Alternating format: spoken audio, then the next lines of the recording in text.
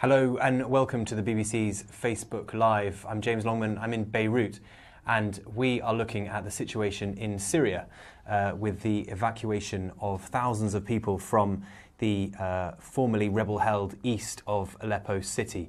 At the moment, as it stands, about 20,000 people have been able to be evacuated from that part of Aleppo. It was under bombardment for months. Many people died, many people were injured. Now life there has become so difficult that people finally have agreed, the fighters who run the jihadis, many of them jihadis, many of them just regular fighters from the moderate opposition who run East Aleppo have finally agreed to be evacuated. So that's what's happening at the moment. And as I say, about 20,000 people so far have come out of there. At the same time, there are areas in Syria which are government villages which have also been evacuated or are in the process of being evacuated because they had sieges laid to them by the rebels. So there's this kind of simultaneous evacuation process going on at the moment, and it seems everything seems to be going okay. So if you'd like to send me your questions, please do. You can comment on this. You can also tweet me at AA Longman and ask me anything you like about what's been going on so far in East Aleppo. What we know at the moment is that the first people to have been able to leave East Aleppo when these evacuations started on Thursday were in priority those who'd been injured, the sick, and the families of fighters, and indeed fighters themselves. We think there is something in the region of about 4,000 fighters in East Aleppo. Their families number anywhere up to, we're told, something like 10,000. And then you have other civilians unrelated to the fighters who just want to be able to get out of East Aleppo. A lot of them were living in particularly difficult conditions. They suffer from malnutrition, from dehydration. People in East Aleppo haven't been able to get hold of fuel, water, electricity. So life there has been very, very tough indeed. And we've started to get some of your questions through. Gabriel has said, I heard that rebels lit buses on fire yesterday that were sent for evacuations. Were those accurate reports? How is that being dealt with? That's a good question, Gabriel. Yes, we believe that it was accurate. This group, although they haven't claimed responsibility, were jihadists. They weren't part of the mainstream opposition. They were part of a more extreme element within the Syrian rebel community, if you like. These buses were on their way to get people out of an area that they had been laying siege to, people who I suppose would be considered to be on the government side.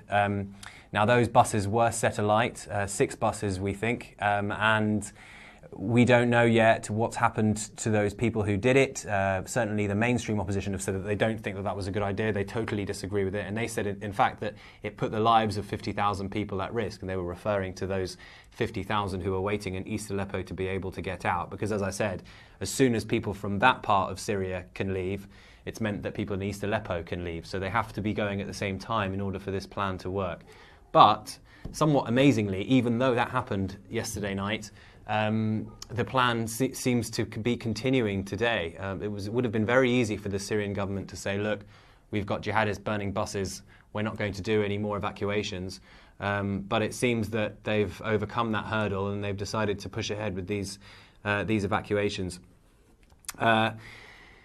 Michelle has asked, where will these refugees go now? Will they be safe and fed? That's a great question, Michelle, because in many respects, these people are being evacuated to a place where most of us would want to be evacuated from.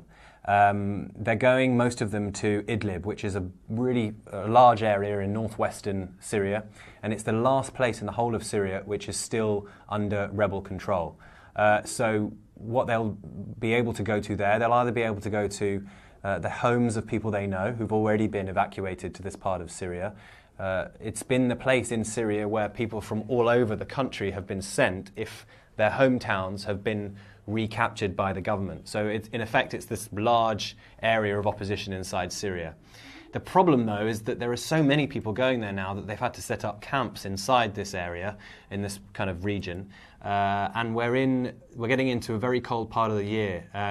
People think of the Middle East as being hot and desert-like. Well, that's not the case, especially in northern Syria. It's a very, very cold. It snows, it rains, and a lot of these camps that they're going to have to stay in inside Syria are really not fit for human habitation. So yes, they'll be out of the way of the bombs, but all the same problems around the cold and being fed properly, well, for a lot of them, they will probably still remain. And a big question, a big question is what happens to the fighters who are going to that part of Syria? Do they join up with the fighters who are already there and continue their fight against the government? Does the government decide, well, we've kind of won the main military fight in Syria, do we start a political process now? Do these fighters join the effort against the so-called Islamic State? Because let's not forget, they still control an area to the east of Syria. It could be a great launching pad to be able to hit them. So a great many questions still unanswered. And these people, although safe now, in the fact that they're being fed and watered, they're still going to face these problems going forward. So Michelle, you're absolutely right to ask that question. Edward has asked, what, if anything, are the UN doing? Well, you've asked on a day where the UN have actually managed to do something, because just in the last few minutes we've seen that the UN Security Council has finally been able to pass a resolution on Syria. It's taken them a long time to get here on any of the main issues that face the country, but what the French proposed as one of the main five powers on the Council was that they wanted to send humanitarian observers on behalf of the United Nations to East Aleppo to monitor these evacuations. The Russians said they would veto that. They said they weren't interested. They said that sending people in unilaterally like that wasn't a good idea because they would create a mess, they said. So the Russians and the French sat down and they hashed it out, and it seems that they've come to some kind of compromise. The main one being that the Russians made sure that in this resolution that that there was a line in there saying that Syria's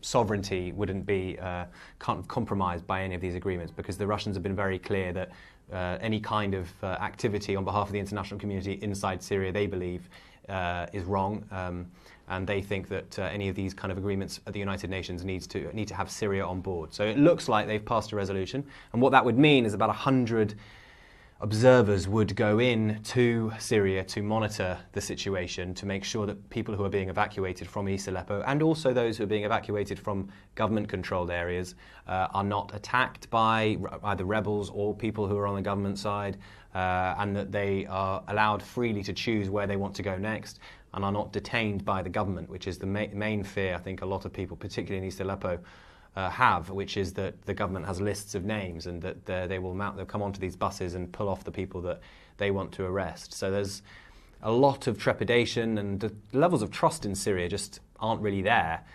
So the UN would say, well, look, we can be there to be this kind of go-between between the two sides. And that, it seems, has been the agreement. So whether or not these observers actually make it on the ground, well, that's for another day. But so far at the UN in New York, they've come to some kind of agreement.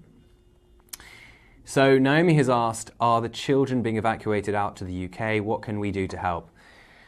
I mean, Naomi, that's a great question. A lot of unaccompanied, vulnerable children do find themselves in camps on the outskirts of Syria. In the camps here in Lebanon, there are kind of informal areas where refugees congregate, or they live in kind of squats, and they rent apartments. They do what they can to get by, but a lot of the children are unaccompanied. The same in the Turkish camps, and the same in Jordan. So what the United Nations do, they identify individuals that they think are in particular need, and they let major European, Western powers know, and America know about them, and then those countries can decide whether or not to take them on. The UK has pledged to take a certain number of what they call vulnerable people. They have so far said that they will take 20,000, and there is a separate portion allocated for children. So what I would suggest in your case, Naomi, if you want to help, is you petition your local MP if you think that they're not doing enough. Or you can go on to, in fact, I tweeted just the other day a link to a list of charities where you can log on and see which of those charities you want to help donate to. But I'm afraid at this point it's up to international powers to come up with a plan to stop these people becoming refugees in the first place. When is this going to end once and for all, and what are world leaders doing? That's a question from Julie. That's a really good question, and I think basically the situation in Syria, the war in Syria, ends when both sides stop getting funding and help from outside of the country.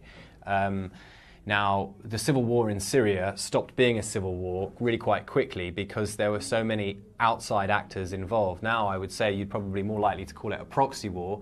And my colleague Jeremy Bowen, the Middle East editor, has said that it's actually a world war, and he's absolutely right, because there are so many different countries involved in what's going on in Syria, both militarily with actual funds and resources they're sending into the country to help power the war, but also those countries that sit on the sidelines and make political decisions about the future of Syria. From all of these respects, a lot of different countries' interests are at stake here, and as soon as they all realise, or they come to the agreement that actually the people of Syria and their lives are more important than their political ambitions, then the war might come to an end. But at the moment, Eastern Aleppo, the fall of Aleppo, some people call it, with regard to that's how the rebels would see it, that is a major setback for the opposition. But what they do next is anyone's guess. Do they retreat to Idlib and regroup and start to continue this military war? Or do they seek some kind of political solution with the regime? And does the regime believe that there can be a political solution, or do they continue their military one like they did on Aleppo and other opposition areas in Syria? I've got a question here from Lewis, who asks a great question. How are you differentiating between mainstream opposition and extreme opposition? To be honest, Lewis, it's very, very difficult to know for sure. What we do know is that there are a great number of groups who are being backed by the West, or have been backed by the West, with money and funds and guns and other arms. When I say the West, I'm talking about America, I'm talking about the UK and France. If not with money and arms, then very definitely in an emotional capacity. They're sort of saying, well, these people are the people that we need to empower in order to move Syria forward. They would probably account for something like 60% of all the groups that fight in Syria. Then you have those who sit in the middle.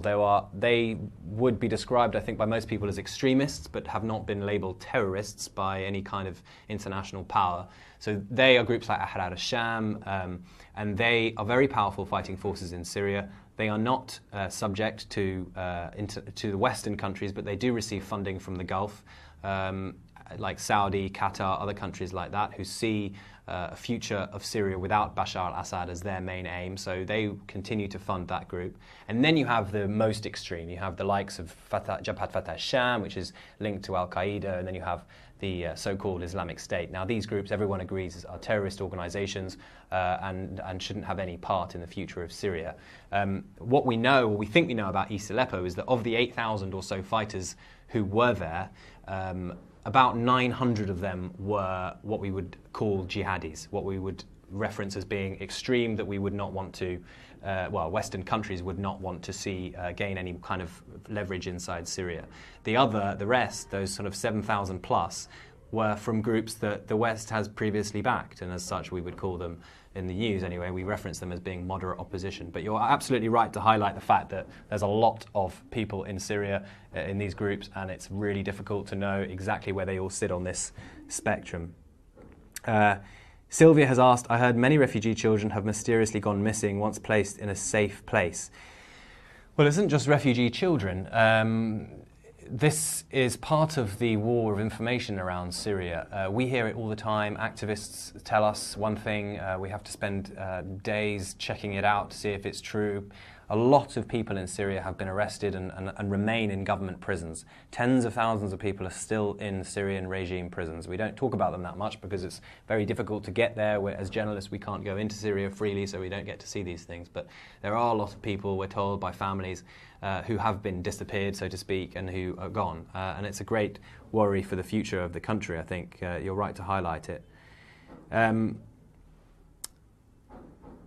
So I've been asked here, what percentage of the civilian population remains in the city now? Well, just think very clearly about West Aleppo and East Aleppo. West Aleppo largely has been unscathed. The whole of Aleppo was the largest city in the whole of Syria. Broadly speaking, you had a wealthy Sunni upper middle class, as well as Christians, as well as Shia, who all lived on the west. And then on the east, you had the poorer Sunni Muslims who were probably more aligned with the bigger kind of rebellious faction inside Syria. In East Aleppo now, we don't believe there are very many more people left at all because so much of it has been destroyed. On the west side of Aleppo, That's largely intact, and most of the civilians who used to live there still do. It's just the very centre, around the medieval, ancient part of the centre of Aleppo, which has been all but destroyed, around the former UNESCO World Heritage Site, which was the old souk and the citadel, which are jewels in Syria's kind of architectural and historical crown. These places have been severely damaged or almost entirely destroyed. But the west of the city remains largely untouched, although there were attacks by rebels from the east there, and people remain in West Aleppo. Shamse Lul asks, my question, what is the take of Bashar al-Assad? Is the US with the rebels? Well, what is the take of Bashar al-Assad? I think your question, Shamse, refers to what Bashar al-Assad is thinking right now, and that's anyone's guess. But I think largely he must be feeling optimistic about his position in Syria. Just a year ago, we in the news were talking about the possibility that rebels would take all the major urban enclaves in Syria. They had control of Homs, which is a massive city. They have control of Hama, which some of them still do.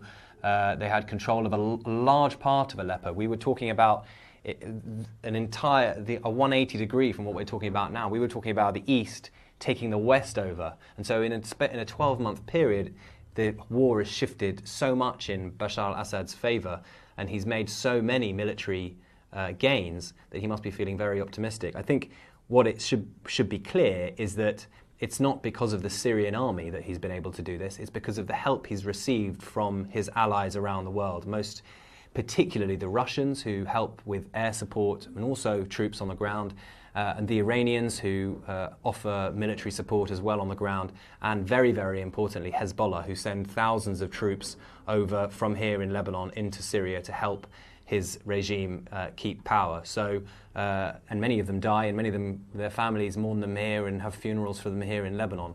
The Syrian state has lost something like 120,000 troops of its own in this war. If it were just between the Syrian army and the rebels, the Syrian army would have lost a long time ago. The issue here is that he's received support from outside of the country. So he is, I would suspect, very happy with how things have panned out for him.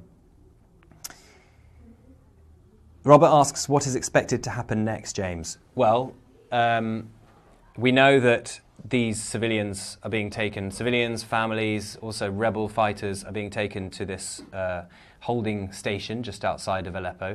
They're getting their help that they need. They're then sent on, most of them will choose to go, to the main rebel area inside Syria, the last remaining rebel stronghold, which is Idlib, which is a northwestern province in Syria.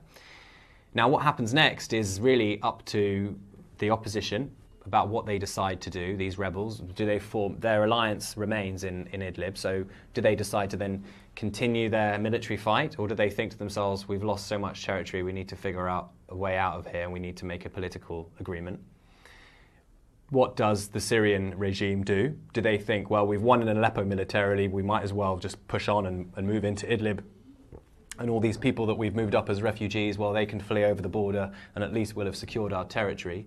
What does Russia do? Does Russia say to the Syrians, no, you have to find a political solution, or do they back a military one? There's a lot of questions about what happens to the future of Syria now, and as I said, it relies on what all these other actors decide should be the fate of Syria. It doesn't just rely on what the president decides to do, or indeed what people inside Syria living in opposition areas decide to do. Michael asks, why did it take so long to evacuate civilians? The actual process of evacuating civilians has been very quick. We've heard today already 20,000 people have managed to move in a day.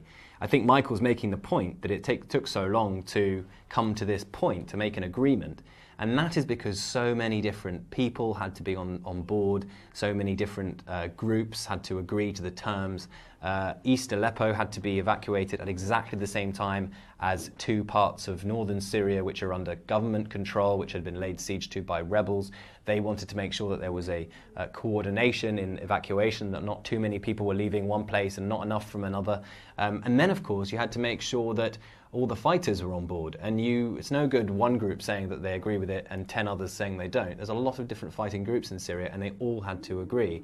And we heard just last night when that jihadist group set fire to those buses that were destined for those 2 towns in northern Syria, that still people are not agreeing with this evacuation plan. You have people in northwestern Syria who are part of the opposition, who are considered by most international observers to be extreme, to be jihadists. They are, of course, not the entire opposition gamut, but they are one of the most powerful groups, and some of those don't believe that these evacuations should be taking place at all, that they shouldn't be giving up any kind of leeway to the government at all. So it's taken a long time because all these people need to be on board, and it will continue to take a long time because 2 other towns need to be evacuated, Madaya and Zabadani, which sit on the Lebanese border. There are hundreds of people there at least who are living in very critical conditions. Madaya is also a lot higher than most other places. It sits in the mountains, so there's snow there, it's freezing, people don't have fuel or electricity. Again, getting aid into these places, coordinating aid for these places has always really been very, very difficult, and these evacuations are just as bad.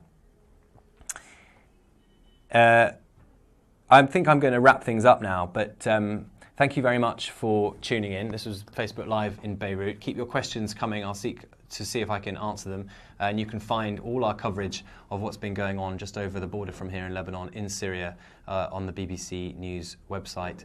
But thank you very much.